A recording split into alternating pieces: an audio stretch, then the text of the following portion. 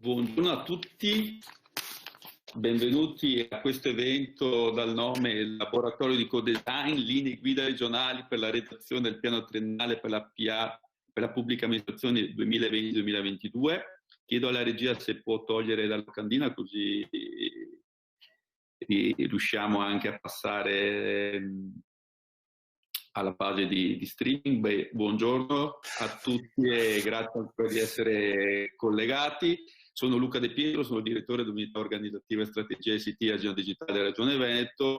Oggi siamo qui collegati in questa modalità webinar che ormai da quasi un anno ci accompagna necessariamente con continuità, a parte una breve pausa magari primaverile estiva dove siamo riusciti a rivederci per poco, ma contiamo di rivederci prestissimo ancora di persona, per affrontare un tema molto interessante, il piano triennale della pubblica amministrazione, in particolare per costruirlo assieme. Voi sapete che noi da alcuni anni abbiamo questa metodologia di partecipazione attiva con il territorio per definire in modo collaborativo le attività, le azioni, i piani da portare avanti nell'ambito della trasformazione digitale della nostra regione. Quindi è un programma molto intenso, abbiamo molti relatori importanti, mi taccio subito e lascio la parola per i saluti istituzionali all'assessore Francesco Calzavara, assessore dell'agenda digitale della Regione Veneto, che vedo qui collegato. Buongiorno assessore, a lei la parola. Sì, buongiorno a tutti, grazie per essere qui questa mattina a parlare ancora di uno dei temi che probabilmente nelle prossime settimane sarà centrale nella discussione e speriamo in quello che potrà essere effettivamente uno dei drive più importanti del recovery plan, perché credo che la digitalizzazione, ma soprattutto la consapevolezza che quello che sta succedendo attraverso i momenti che stiamo vivendo col Covid e quindi questa necessità che è diventata una opportunità di sviluppare sempre di più una capacità di lavorare in smart working, di aumentare le competenze digitali, di rapportarsi sempre di più con le pubbliche amministrazioni, è diventato non più come dire, una scelta di qualche amministratore illuminato, ma è diventato un obbligo, è qualcosa che tutti dovremmo confrontarci e creare le condizioni migliori affinché tutti effettivamente possano avere una competenza digitale di base, perché credo che questa poi sarà la sfida dei prossimi mesi, soprattutto in alcune regioni dove magari anche il numero di comuni di piccole dimensioni rischia di creare le condizioni affinché non ci siano delle persone che abbiano le competenze digitali. Trovi magari il classico geometra di turno che è magari un po' appassionato di computer perché alla sera ci gioca a casa con il figlio e che poi torna in comune e sviluppa magari un GIS piuttosto che qualcos'altro. Ecco, credo che da questo punto di vista una delle sfide che dovremo affrontare nei prossimi mesi e ci sono già da subito alcuni strumenti che stiamo cercando di mettere in atto, altri li vedremo nel corso delle prossime settimane, ci permetteranno di vivere questi prossimi anni di grande trasformazione digitale. Poi ogni regione si doterà di strumenti adeguati per interpretarli e per avere la capacità, secondo me, di essere reattivi rispetto a un mondo che cambia velocemente. Ecco, io sono da poco assessore con questa delega e mi accorgo insomma che mentre venivo da un'esperienza più legata alla pianificazione urbanistica, insomma da quei mondi che magari fai delle traiettorie di cosa succederà fra 10, fra 15 anni su un territorio e che poi anche lì si sta dimostrando non più vero. Se parli di innovazione digitale, se parli di trasformazione digitale, devi avere la consapevolezza che i piani possono essere a 3, massimo 5 anni, perché quello che succederà fra 5 anni non lo sa neanche Zuckerberg, o forse lo saprà Elon Musk, forse, o Bezos, non sicuramente qualcuno di noi. e quindi devi avere la capacità di avere degli strumenti che interpretino il momento, i bisogni e che poi diano delle risposte, secondo me, una volta che si esce col prodotto, delle risposte che siano affidabili. Ecco, perché se poi un cittadino normale arriva e si affida a pagamenti digitali e poi questi pagamenti digitali rischiano di essere, come dire, non così corretti. Noi stiamo vivendo l'esperienza, ad esempio, adesso del pagamento del bollo, in alcuni casi questa cosa che pagano 2 volte il bollo, no? Perché il sistema non gli riconosce il primo pagamento e quindi pagano anche il secondo. Quel cittadino la prossima volta prende la macchina e andrà su un'agenzia di pratiche automobilistiche per pagare il bollo perché non si fida più. Quindi la affidabilità, la forza di questi prodotti, cioè devono essere effettivamente strumenti semplici e di vera semplificazione per il cittadino, oltre che naturalmente di sicurezza digitale.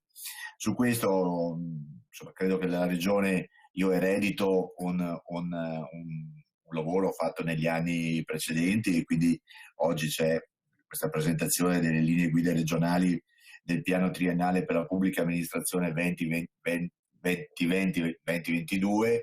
Naturalmente è un continuo work in progress perché poi nascono anche opportunità, nascono anche delle idee e nascono anche delle risorse, e quindi aver avuto da questo punto di vista la capacità di intercettare le risorse del Fondo Innovazione. Noi siamo state una delle poche regioni che ha avuto la reattività e da questo punto di vista anche la collaborazione da parte di ANCI Veneto, ma naturalmente questo nasce anche da un rapporto proficuo con il Dipartimento per l'Innovazione Digitale, che ha capito che questo poteva essere uno strumento utile in tempi brevissimi come quelli che sono stati dati per presentare questi progetti, per utilizzare questi fondi.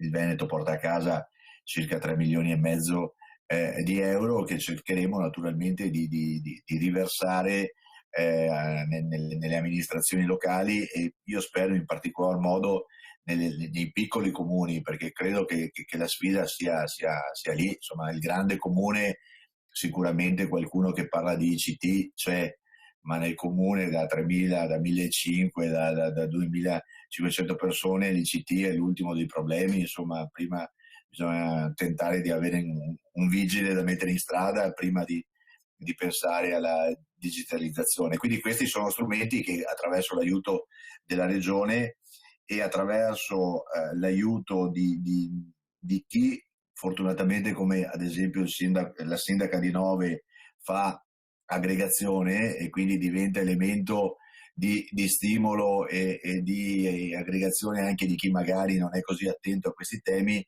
può diventare effettivamente l'elemento vincente di questa sfida per il Veneto per i prossimi anni.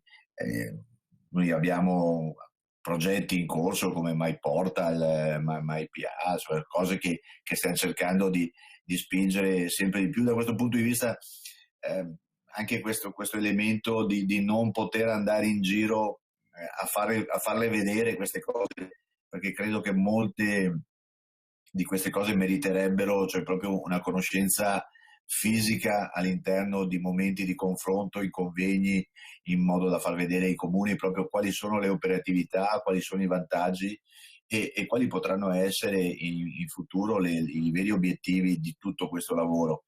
La speranza che stiamo cercando di portare avanti, insomma, adesso vedremo se anche attraverso un nuovo soggetto che possa diventare un elemento di grande aggregazione del dato in Regione Veneto, è che effettivamente la Regione possa interpretare questo ruolo di analisi, cioè di ricezione, analisi, studio e di interpretazione del big data. Cioè noi cercheremo di essere questi, insomma, nel momento in cui le regioni hanno sempre meno risorse a disposizione, la vera ricchezza in futuro sarà quella di poter dare alle amministrazioni comunali piuttosto che alle imprese l'interpretazione di dati che permettono di capire cosa sta succedendo, e speriamo in futuro, ma mi hanno detto che me lo spiegheranno tra un po', cos'è l'intelligenza artificiale e come si applica, e quindi aspetto un corso intensivo sulla AI e sull'Internet of Things, però da questo punto di vista questo credo che sia il ruolo che ci aspetta in futuro a noi come istituzione, cioè quello di aggregare e avere persone che siano in grado di interpretare questo dato e iniziare quello che secondo me potrà essere veramente la sfida del futuro, avere capacità predittiva. Cioè, questo dato deve poi dire a un'amministrazione comunale: guarda che tu fai questa scelta di carattere urbanistico piuttosto di carattere viabilistico o sanitario, secondo noi dai dati che abbiamo potrebbe succedere questo scenario. E questo è, come dire, una cosa affascinante per chi come me ha fatto l'amministratore locale e andava un po' a palpetta, insomma andava a sensazioni. Avere invece una base scientifica dietro che ti dice guarda che potrebbe succedere queste cose qua, credo che sia un qualcosa che nei prossimi anni ci vedrà tutti confrontarsi. Speriamo che questi soldi della Next Generation EU arrivino su progetti concreti, arrivino su progetti che effettivamente possano calarsi immediatamente nella realtà dei cittadini e in tempi brevi dare proprio questa sensazione che tutto questo riversarsi verso la digitalizzazione non è un gioco di qualcuno che gli piace comprarsi il computer nuovo o l'ultima edizione dell'iMac, ma è qualcosa che ai cittadini servirà molto, e soprattutto speriamo in Veneto con l'arrivo della banda ultralarga e con l'applicazione della 5G avere ancora più capacità di poter dare risposte ai nostri cittadini. Ecco, credo che questo sia un po' lo spirito col quale presentiamo oggi i lavori, ma naturalmente iniziamo a proiettarci su quello che sarà i progetti dei prossimi anni, che ci porteranno sicuramente a sfide affascinanti. Vi ringrazio, vi ascolterò per un po' e sarà sicuramente una mattinata interessante. Grazie a tutti.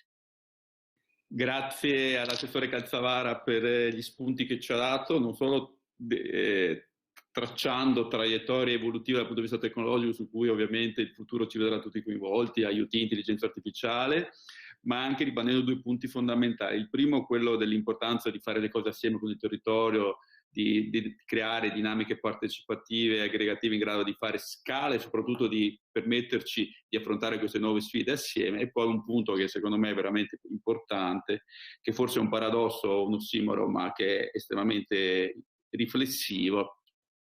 Parliamo di digitale, ma forse avremo veramente bisogno di vederci più spesso per parlarne negli occhi e confrontarci di persona. Quindi grazie veramente all'assessore Calzavara. Lascio la parola al dottor Borgo, che ci presenta nel dettaglio che cosa sono queste linee guida per la redazione del piano triennale. A te, Idelfo. Grazie Luca, grazie anche all'assessore per l'introduzione che ha fatto. Adesso, mentre mi condivido lo schermo, cercherò anche di prepararmi per organizzare subito il corso su intelligenza artificiale anche, quindi. E allora, spero che vediate un po' tutto quello che sto presentando. Scusate, no? Eccomi qua. Allora, il compito mio sarebbe di introdurre la giornata di oggi. Prima di introdurre un po' la giornata di oggi, vorrei fare un piccolo passo indietro sul piano triennale di Agit. Ho solamente tirato fuori tre spunti di riflessione sul piano triennale di Agit. Il nuovo piano triennale di Agit, che è uscito a fine dello scorso anno, in realtà era molto diverso rispetto al primo piano triennale, nel senso che la strategia si è proprio incentrata su tre elementi fondamentali: mettere il cittadino al centro, uno sviluppo sostenibile, e quando si parla di sviluppo sostenibile non si intende chiaramente solamente green economy, ma anche un'attenzione al territorio, consci che il territorio è molto, molto diverso da regione a regione. L'ha detto anche prima l'assessore, noi veniamo da realtà in cui abbiamo comuni da città metropolitane, ma abbiamo anche comuni più piccoli. La regione Veneto consta 180 comuni, quindi lo sviluppo deve essere sostenibile per tutti i comuni. E soprattutto standardizzazione e innovazione il che significa innovare, ma parallelamente anche aggregare un territorio per standardizzarlo sulla base di non solamente tecnologie, ma anche di servizi. Non possiamo permetterci che sia un cittadino di serie A e un cittadino di serie B. Come si diceva prima, un cittadino che abita nel comune a 180 abitanti sicuramente ha meno possibilità rispetto al cittadino che abita in una città metropolitana.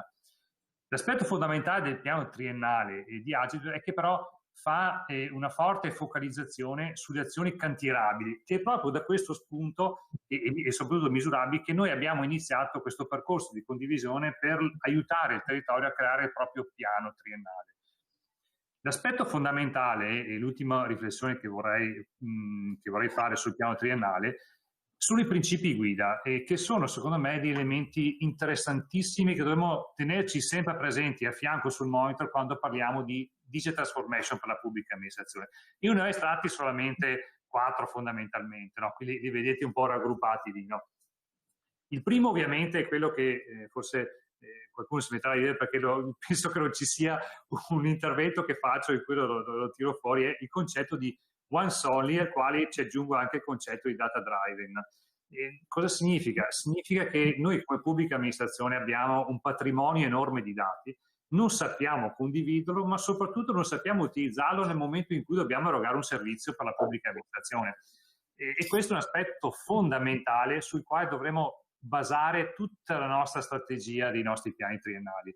Io ricordo solamente un po' l'esperienza che abbiamo fatto anche durante la pandemia, in cui veramente siamo riusciti a fare dei passi da gigante in questo momento terribile, in cui siamo riusciti a produrre anche dei bandi di finanziamento in cui invece di chiedere qualsiasi documento, alla fine chiedevamo solamente una cosa fondamentale, chiedevamo il codice fiscale dell'azienda e tutti i restanti dati che necessitavamo li abbiamo recuperati attraverso banche dati che abbiamo messo a disposizione di altre pubbliche amministrazioni come Agenzia delle Entrate, INPS, INAIL, eccetera. Premetto che abbiamo dovuto firmare delle convenzioni col sangue praticamente, che se solo penso, ho evitato anche di leggere quante le abbiamo firmate, perché solo mi andavo a leggere tutte le postille, forse mi tremava la mano in quel momento lì. Però abbiamo dimostrato una cosa, si può fare fondamentalmente e dobbiamo fare. L'ultimo principio guida che vorrei sottolineare è il concetto user-centric e agile. Ora, user-centric dobbiamo ovviamente, ed è il lavoro che poi, come vedremo, abbiamo fatto anche, far sì che il nostro piano sia incentrato sui bisogni del nostro utente. Ma sono bisogni che sono personalizzati, legati al territorio, ma soprattutto sono bisogni che sono necessari adesso, non domani. Ecco quindi il concetto di agile. Non voglio arrancarmi su spiegare queste metodologie di progettazione, metodologie di programmazione delle attività, ma perché rischierei di fare retorica. Però vorrei solamente sottolineare che tradurrà il concetto di agile in una sorta di chiamiamolo aforisma, cioè l'ottimo è nemico del bene. Molto spesso abbiamo visto progetti in cui cercavamo sempre l'ottimale, il migliore, ma alla fine non riuscivamo mai a portarli a fine perché c'era sempre un qualcosa che mancava. Dobbiamo imparare a cominciare a produrre qualcosa subito, non sarà perfetto, ma diamolo subito. E questo è un concetto fondamentale sul quale volevo appunto riflettere un po'. Che cosa vedremo oggi? Allora, quello che vedremo oggi in realtà è il risultato di un percorso che abbiamo fatto, un percorso che ci tengo a sottolineare, un percorso partecipato e di condivisione con tutto il territorio. Quello che vediamo oggi, il documento che verrà presentato oggi, che poi ciascun tavolo vedrà in maniera dettagliata il proprio diciamo, capitolo, è suddiviso fondamentalmente in 4 parti. No? C'è uno stato dell'arte in cui si è valutata un po' la maturità digitale del territorio, sia locale, ma anche confrontandolo anche con la situazione regionale, ma soprattutto anche con quella italiana.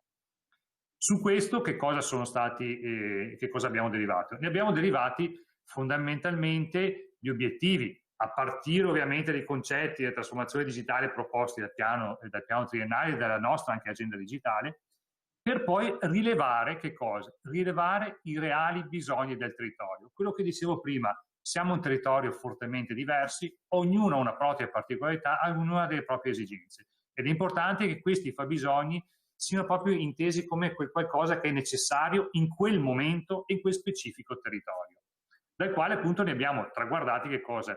Gli obiettivi strategici sul to be da fare fin da subito.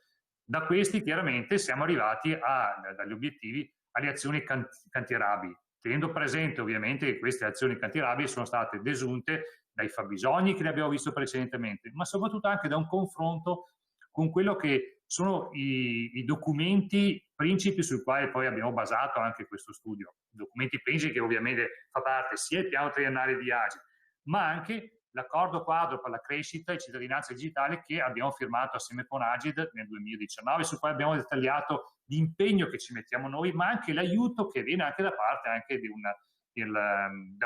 di Agid stessa. Da queste ne sono emersi tutte le azioni cantierabili.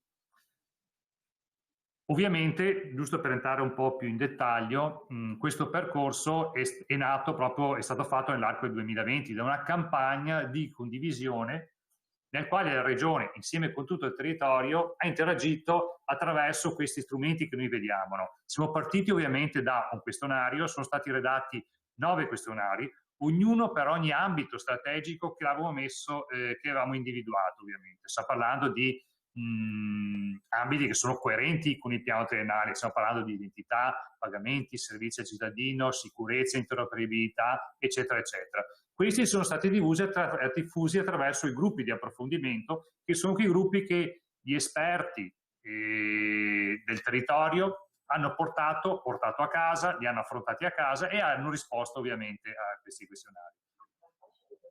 Poi, il secondo elemento, abbiamo anche analizzato costantemente gli utilizzi delle piattaforme che noi mettiamo a disposizione, che noi monitoriamo mensilmente attraverso anche definizioni di KPI strategici. Ricordo che questo è un aspetto fondamentale. Il piano triennale di Agile identifica, oltre agli obiettivi cantierabili, devono essere obiettivi che devono essere anche misurabili. E questo è un aspetto fondamentale, saper misurare quello che noi stiamo erogando verso il cittadino. Ovviamente questa campagna di condivisione ha previsto anche il coinvolgimento anche di un elemento fondamentale della nostra regione, che è l'accademia. Chi si sta occupando in questo momento del forse il tesoro più grande che abbiamo, che sono il nostro capitale umano della nostra gioventù. Quindi abbiamo intervistato 4 professori universitari che fanno parte tra l'altro del Comitato per lo sviluppo delle competenze digitali, cercando di focalizzare un po' che ruolo può avere l'università nel mettere a terra le politiche per lo sviluppo digitale. Oltre a questo ovviamente abbiamo, come dicevo anche prima, abbiamo fatto anche una ricerca, un benchmarking tra la situazione e la maturità digitale della Regione del Veneto, ma anche dell'Italia, perché per fare un confronto fondamentalmente. Qui faccio una piccola parentesi perché non voglio illustrare poi ciascun tavolo, potrà anche approfondire questi risultati. C'è un aspetto che mi ha fortemente impressionato, a partire chiaramente dal concetto di diffusione di internet, che vabbè, questo lo sappiamo, in Italia rispetto anche alla realtà europea siamo verso, non siamo certamente i primi, ecco, diciamola così, però è una situazione che è in crescita. Questo divario rispetto alla media, che ci vede più bassi, però si sta un po' assottigliando nell'utilizzo di internet. La cosa che invece mi ha impressionato e mi ha preoccupato è che il divario tra l'utilizzo del cittadino dei servizi digitali messi a disposizione della pubblica amministrazione, abbiamo un divario enorme rispetto alla media europea, ma purtroppo questo divario sta aumentando, non sta diminuendo. E quindi è veramente un dato che ci deve far riflettere, perché dovremmo concentrarci sul fatto di creare questa transizione verso il digitale, ma crearla adesso, che questo è il momento in cui ne abbiamo bisogno. Il documento poi, giusto per riprendere il percorso, prevede appunto anche l'identificazione degli obiettivi attraverso appunto una rilevazione del gap da colmare tra gli obiettivi che ci siamo posti e lo stato dell'arte del territorio di ciascun territorio analizzato. Chiaramente poi per la definizione delle azioni cantierabili, il focus group, quindi il dialogo e confronto col territorio, è stato un elemento fondamentale e, come vedremo oggi, è un elemento fondamentale che lo metteremo in pratica anche oggi, ma che dovremo mettere in pratica anche durante il corso di questo anno. Che cosa ci aspettiamo in realtà dalla giornata di oggi? Quindi oggi questo documento che noi presentiamo, che voi approfondirete nei gruppi di lavoro, questo documento sulle linee guida verrà, con gli aggiornamenti chiaramente delle risultanze anche che oggi ne verranno da questi tavoli di lavoro, verrà pubblicato sul nostro sito regionale su MyExtranet, e questo documento rimarrà in modalità revisione per circa un mese. Questo per dare tempo a chi non ha potuto partecipare oggi, oppure nel momento in cui ha approfondito sicuramente quando ritornerà anche a casa, troverà ulteriori suggerimenti, ulteriori integrazioni, lo lasciamo aperto per tutte queste nuove idee che ne possono derivare. Verso metà febbraio chiuderemo il documento e verrà messo in pubblicazione definitiva, e sarà un documento che metteremo a disposizione per tutte le pubbliche amministrazioni del Veneto per redigere il proprio piano triennale 2020-2022. Prima di chiudere vorrei fare un attimo una piccola precisazione, e che è la campagna di condivisione di questo percorso che noi stiamo facendo. Ci terrei a sottolineare, come l'ha detto prima anche l'assessore, uno dei nostri obiettivi fondamentali è l'accompagnamento del territorio su questa trasformazione digitale. Ecco, vorrei rappresentare in questa immagine, che spero si veda, che in realtà il territorio in questo momento non è solo in questo percorso, ma c'è tutta una governance sul quale ovviamente noi facciamo anche di aggregazioni in questo contesto, a partire da dove? A partire anche dove c'è una governance nazionale. Oggi, come sapete, tutti gli attori che fanno parte della governance nazionale sul digitale ci hanno fatto anche l'onore di partecipare anche a questo intervento, perché sto parlando di Agit, sto parlando del Dipartimento di Innovazione Digitale, sto parlando di Pago PA SPA e sto parlando anche del Dipartimento della Funzione Pubblica. Questo ovviamente, assieme alla Commissione Speciale Agenda Digitale della Conferenza Stato-Regioni, rappresenta quello che è il momento di governance a livello nazionale, sul quale ovviamente c'è una governance interregionale che vede presente tutte le regioni, vede presente anche dei tavoli tecnici di approfondimento, sul quale ovviamente forse non avete una visibilità voi nel territorio, ma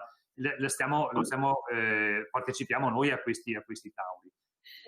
Sotto ci siamo noi assieme a voi.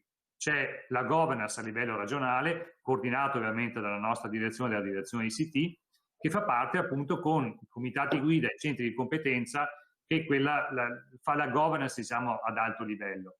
Ma l'aspetto fondamentale è sulla governance locale, dove siete voi che partecipate attivamente attraverso i gruppi di competenza di cui dicevamo prima, assieme fanno parte anche in questi gruppi di governance locale anche le accademie stesse, con comitato scientifico, intendo l'università, ma ci sono anche due elementi fondamentali che sono forse i nostri destinatari di questa trasformazione digitale, che da un lato sono le imprese che ci aiutano anche a realizzare questa governance, perché ci sono imprese che si occupano del digitale, che sono anche imprese che fanno anche da fornitori delle vostre soluzioni, ma soprattutto l'aspetto fondamentale è che ci sono i cittadini che dobbiamo, e siamo riusciti anche a creare un gruppo di cittadini, chiamiamoli amici, che ci aiutano a disegnare e a costruire i servizi su misura e che ci dovranno aiutare sempre di più a costruire questi servizi su misura. Ultimo elemento fondamentale, è messo più in basso, e vediamo che è un elemento forse più innovativo in questo periodo della guida sulla trasformazione digitale sul territorio, sono i SAD, i soggetti di aggregazione digitale del territorio. Sono quei soggetti neonati, chiamiamola, l'anno scorso, sul quale noi abbiamo fatto uscire anche un bando di finanziamento proprio per finanziare non solamente l'aggregazione sul territorio, ma per fornire servizi verso il cittadino, e che sono rappresentati da cosa? Sono rappresentati dalle province, assieme al capoluogo di provincia, e assieme anche un braccio operativo tecnologico del SAD, che in alcuni casi può essere una società in house, in altri può essere anche un consorzio o anche del raggruppamento di unioni di comuni. Questi, vorrei sottolineare, sono i più in basso in questo grafico, ma sono forse gli elementi di forza sui quali noi puntiamo sulla trasformazione digitale del territorio, sul quale assieme vorremmo costruire questa trasformazione digitale. Chiudo un attimo il mio intervento per lasciare ovviamente il tavolo, la tavola rotonda. Chiaramente questo non è il punto d'arrivo oggi, ma il punto di partenza, perché ricordo che dalla chiusura dell'evento di oggi si aprirà la nuova campagna di condivisione per le azioni cantierabili del 2021 e del 2022, quindi ricominceremo questo percorso di incontro di stakeholder di tutto il territorio per cominciare a coinvolgere sempre di più la pubblica amministrazione su realizzare questi piani triennali che deve essere una continua revisione. Ricordo solamente il lavoro che abbiamo fatto lo scorso anno, non posso dire l'abbiamo buttato via assolutamente, ma l'abbiamo dovuto rivedere in corso d'opera abbastanza velocemente, perché certamente non avevamo tenuto conto di poterci trovare in un momento di pandemia come ci siamo trovati e come ci stiamo trovando anche tuttora. Quindi questi piani triennali, questi piani annuali devono essere cambiati costantemente, ma essere pronti anche a cambiare rispetto anche a quelli che possono essere i bisogni del momento in questo momento.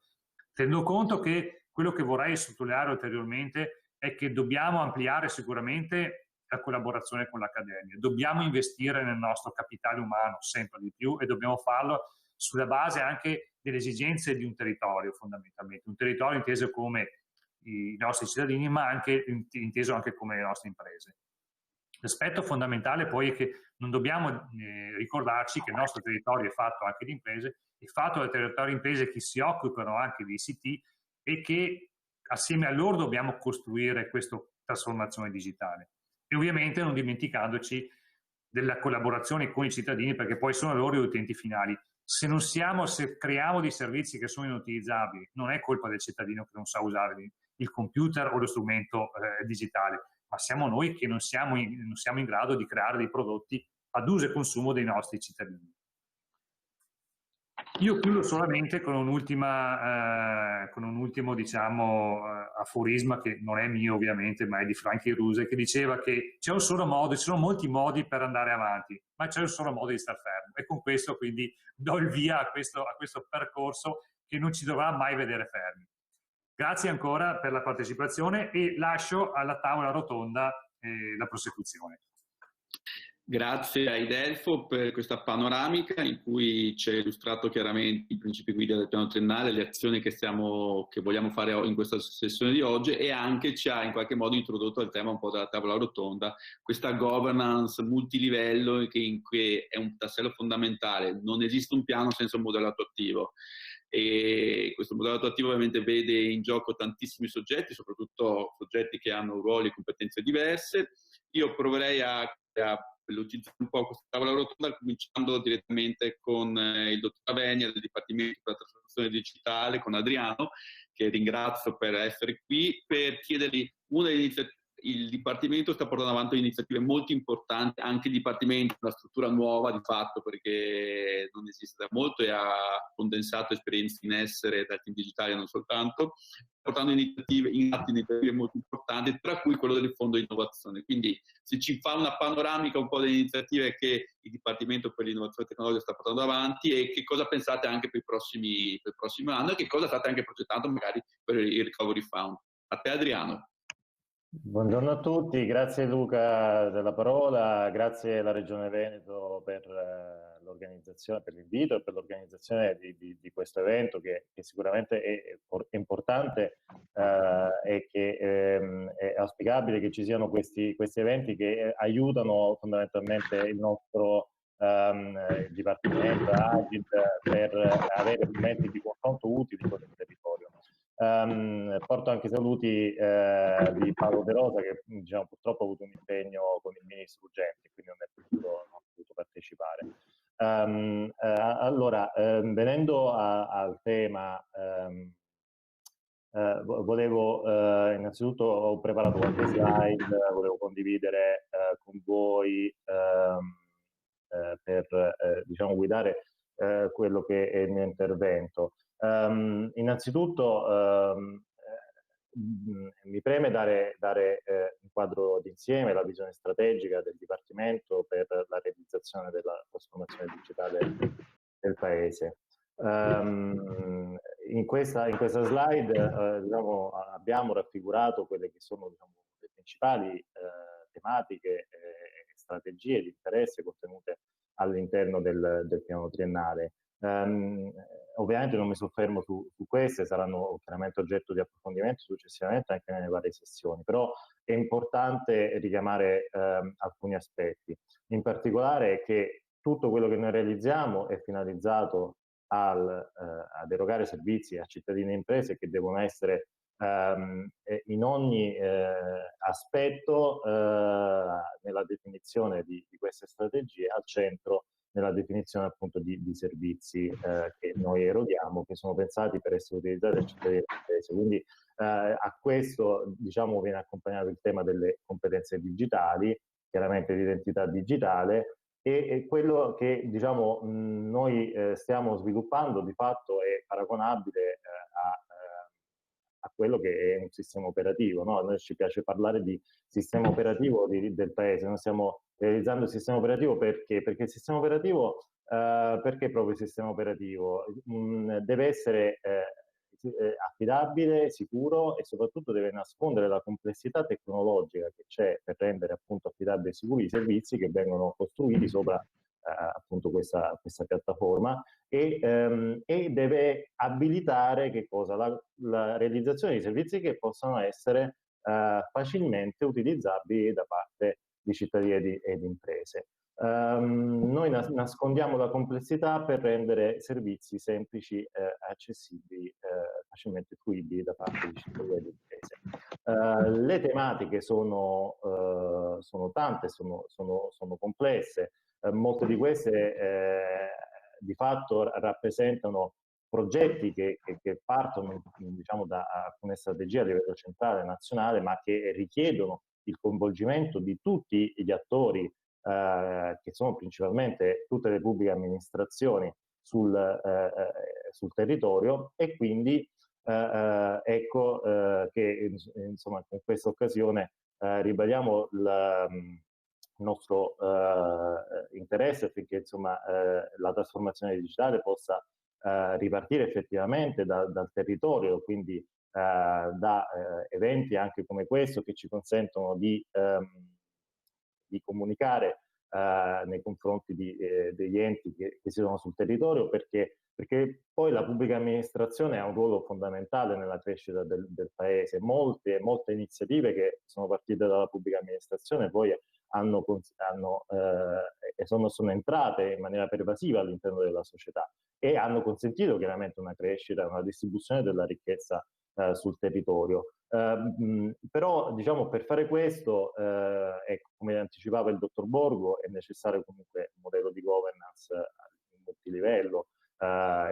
Insomma vado veloce su questo, ma perché insomma è stato anticipato già dal dottor Borgo, ma è importante richiamare il livello centrale, il livello intermedio e il livello locale, in cui diciamo, il livello locale ha un ruolo non soltanto di attuazione diciamo, dell'attuazione dei progetti che vengono definiti a livello nazionale, ma è importante richiamare ad una partecipazione attiva da parte del territorio che ci può dare degli spunti, dei suggerimenti anche per un miglioramento continuo di processo nella definizione, nell'aggiornamento di strategie dei progetti che definiamo a livello centrale. Chiaramente anche a livello intermedio ha un ruolo fondamentale di appunto mettere in contatto il livello centrale con il livello locale e svolgere quindi un ruolo di intermediazione e anche di aggregazione, quindi come ad esempio le regioni.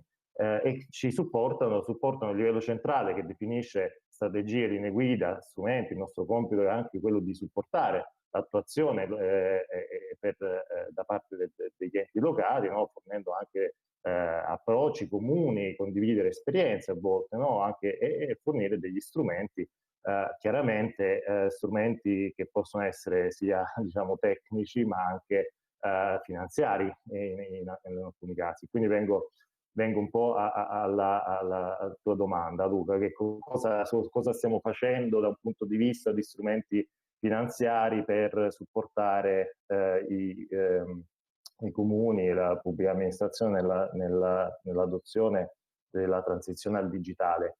Ecco, nel 2020 è stato istituito il Fondo per l'innovazione tecnologica e la digitalizzazione, è stato, diciamo, a dicembre è stato pubblicato questo bando che scade il 15 gennaio, che utilizza i fondi destinati allocati all'interno dell'esercizio 2020 e diciamo una buona parte, quindi 43 milioni dei 50 complessivi del fondo sono stati destinati a questo bando rivolto ai comuni, in cui diciamo in questa fase è stata data priorità ai temi relativamente ai pagamenti digitali, ai sistemi di identità digitale, quindi SPID e CIE, e l'avvio del percorso di adesione di integrazione dei servizi digitali attraverso l'avvio. E questo chiaramente per una logica di coincidenza con una scadenza imminente del 28 febbraio per diciamo, lo switch off verso queste piattaforme nazionali. La modalità di accesso che è stata definita è un avviso pubblico, ma anche gli accordi con le regioni, e questo diciamo, vuole essere anche qui un esempio di come le regioni possono svolgere questo ruolo di intermediazione, in particolare appunto come ricordava l'assessore, con la Regione Veneto è stato stipulato un accordo e quindi diciamo che questo vuole essere un po' un esempio di quello che anche qui può essere il ruolo di intermediazione della regione, che ci aiuta appunto nell'avere poi diciamo i rapporti insomma poi con le realtà locali, gli enti locali e i comuni nell'attuazione degli interventi a livello che definiamo a livello centrale e nazionale. Per quanto riguarda le prospettive future di finanziamento, allora chiaramente qui ci sono due temi, c'è un tema di fondi europei e c'è un tema di fondi nazionali.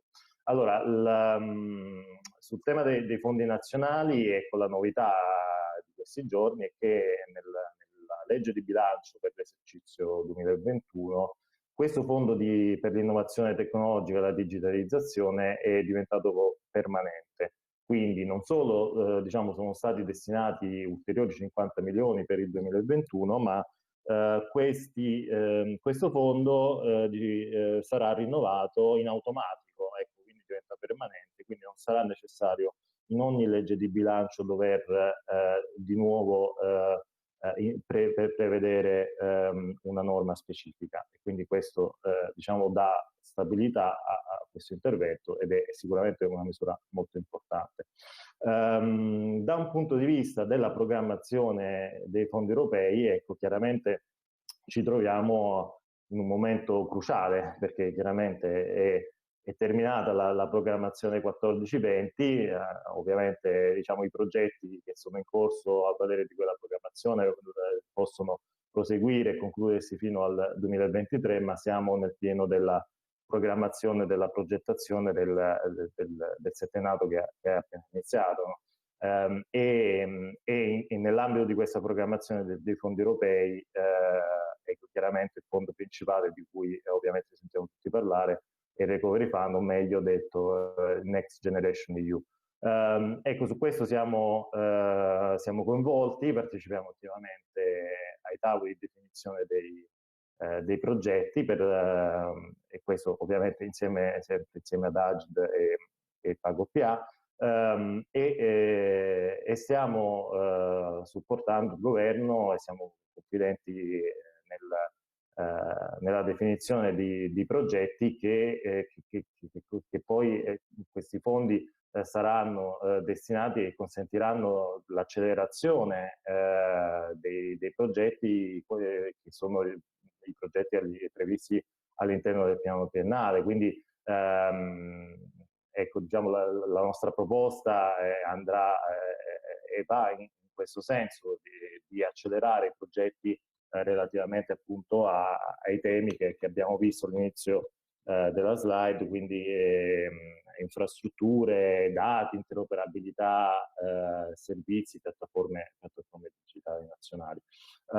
E diciamo anche qui chiaramente speriamo appunto che questi interventi possano poi portare l'accelerazione che ci aspettiamo per realizzare la trasformazione digitale del Paese e quindi come all'inizio dell'intervento non realizzare il sistema operativo del Paese. Grazie. Grazie al dottor Avenia, grazie Adriano per il dettaglio che ci ha fornito, per lo spunto precisi, anche perché hai sottolineato due aspetti molto interessanti, sicuramente sulla parte importantissima del recovery per i prossimi anni, ma anche questo fatto che il fondo per l'innovazione diventa un fondo strutturale, per cui ogni anno finalmente ci sono delle risorse dedicate nel bilancio nazionale per attuare processi di trasformazione digitale nell'ambito della pubblica amministrazione e non solo.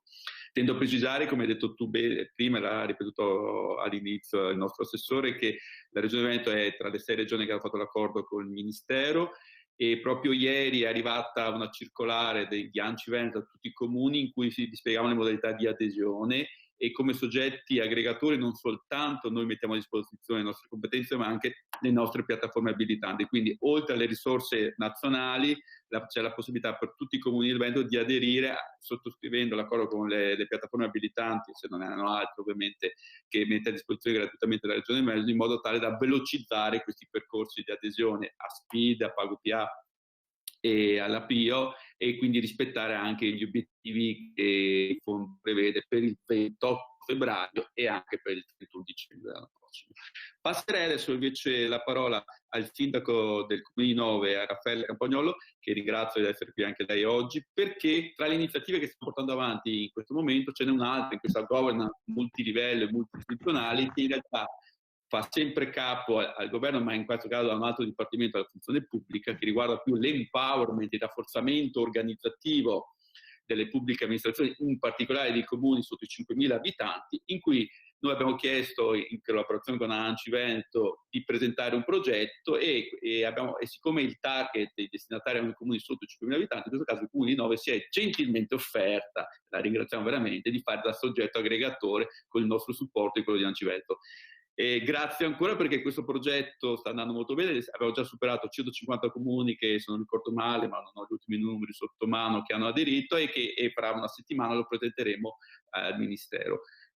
A te, Raffaella. Grazie.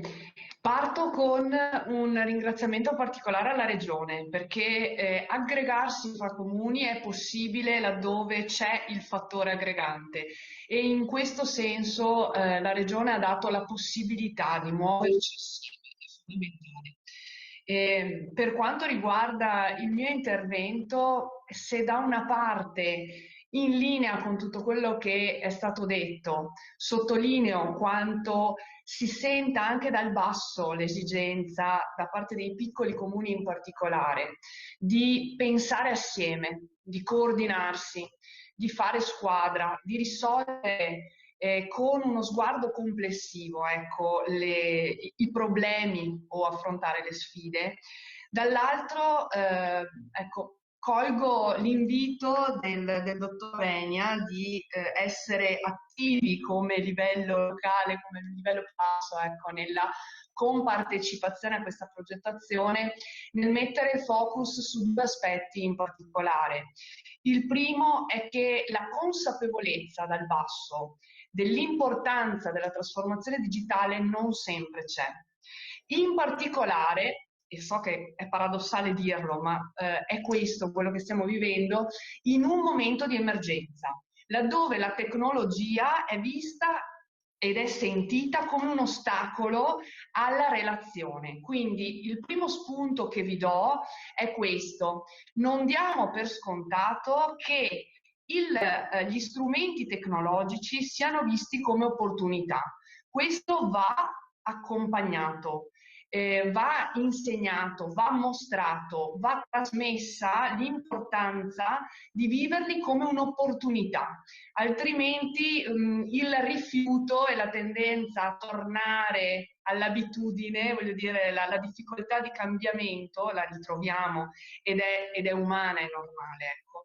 Per cui questa è una prima sfida che, se volete, viene prima del pensare a come sviluppare gli strumenti più opportuni. L'altra sfida, dal mio punto di vista, questo lo dico da sindaco, non guardando al cittadino, ma guardando invece alla struttura organizzativa, soprattutto del piccolo comune. Ecco, è l'aspetto che riguarda l'utilizzo di questi strumenti per chi il servizio lo deve erogare. È una competenza da acquisire quella dell'utilizzo di questi strumenti ed è una competenza che va di pari passo a tante altre competenze trasversali che non possiamo dare per scontato che i nostri collaboratori abbiano.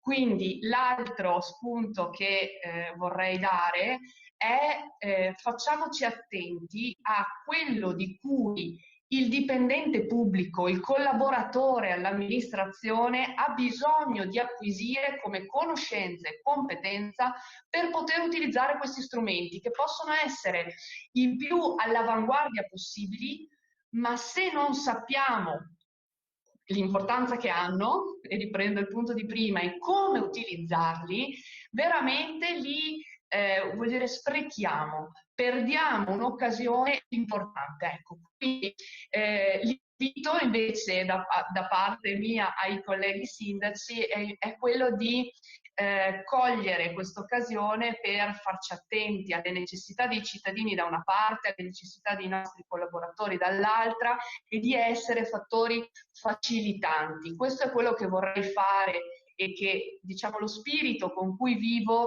l'essere comune capofila. E quindi chiudo ringraziando tutti voi perché nell'ascoltarvi percepisco non solo il lavoro che state facendo, ma la passione che ci mettete e quanto credete in una trasformazione per innovare e dare nuove possibilità. Ecco, stiamo attenti, questo lo dico proprio al plurale, stiamo attenti ad accompagnare tutto questo con l'attenzione alla persona e a quello di cui ha bisogno per poter sfruttare l'opportunità. Grazie veramente a Raffaella Campagnolo, sindaco di Novi, per questo spunto, perché riconferma il tema fondamentale che l'aveva anche citato prima negli interventi precedenti, cioè il ruolo centrale della persona. La persona è fondamentale in questi processi di trasformazione perché deve capirne l'utilità, deve capirne l'importanza, è fondamentale perché deve acquisire le competenze, ma soprattutto è fondamentale perché tutti noi dobbiamo ritrovare un senso nelle cose che facciamo, e quando tu dici passione, secondo me anche questa c'è una grande opportunità di ritrovare un grande senso anche nel nostro lavoro, anche attraverso il digitale, che non è alienazione, non deve essere alienazione, distanziamento sociale, ma deve essere opportunità anche di far rete. Chiudo questa tavola rotonda finalmente parlando del piano triennale, quindi lascio la parola a Rosa Barese, che ringrazio di Agile per essere qui, che è in qualche modo la coordinatrice responsabile del piano triennale nazionale, che ci illustrerà un po' la filosofia di fondo e che ci guiderà poi verso la seconda parte della giornata. A te, Rosa. Grazie. Purtroppo io ho veramente 4 minuti a questo punto e quindi per raccontarvi. Possiamo sforare in qualche minuto all'inizio dei... un altro incontro alle 11, forse sapevate che già non posso fermarmi.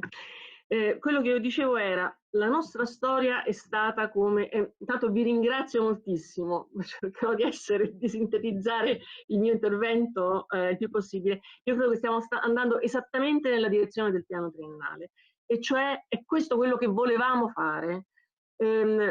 Nell'evoluzione del piano triennale, voi ricorderete, c'è stato un primo piano che era molto teorico, con un modello strategico un po' pesante, direi. L'abbiamo semplificato naturalmente nel tempo, poi abbiamo fatto una seconda edizione nella quale ci siamo detti, ma spieghiamo meglio che cosa vogliamo dire, e abbiamo fatto un piano di 300 pagine che era impegnativo. Oggi siamo passati a questo nuovo approccio, che è un piano più agile, sì, ma non solo per la lettura, ma perché è un nuovo approccio per noi importante, perché come dire,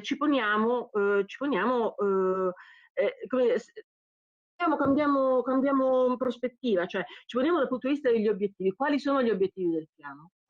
Che cosa vogliamo fare e quali sono i risultati che ci aspettiamo? Tra l'altro un'impostazione di questo tipo è un'impostazione che ci permette anche di collegarci, non so, al DESI, ad altri indici, europei e internazionali. Quindi cerchiamo di lavorare per obiettivi, per risultati attesi e naturalmente poniamoci dei target. Poniamoci dei target, questo che cosa significa?